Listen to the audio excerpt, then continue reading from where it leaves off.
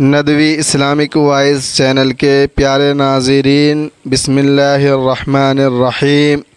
جس طرح آپ حضرات نے تھمبنیل کے اوپر لکھا ہوا پڑھا کہ اللہ جل شانہ اس بندے کی دعا قبول کرتا ہے، یعنی جس دعا میں گناہ یا قطع رحمی نہ ہو تو اللہ جل شانہ اس بندے کی دعا قبول فرماتا ہے۔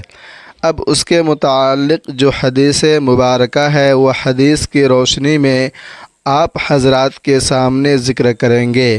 اللہ جل شانہ حدیث کی صحیح سمجھ عطا فرمائے۔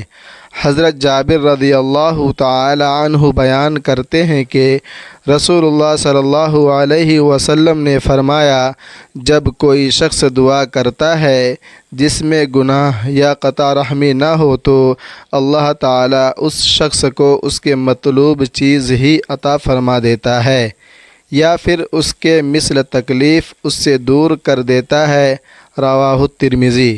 حضرت ابن مسعود رضی اللہ تعالی عنہ بیان کرتے ہیں کہ رسول اللہ صلی اللہ علیہ وسلم نے فرمایا، یا اللہ سے اس کا فضل طلب کیا کرو، کیونکہ اللہ تعالی پسند کرتا ہے کہ اس سے سوال کیا جائے، اور کشائش میں خوشحالی کا انتظار افضل عبادت ہے۔ رواہ ترمذی۔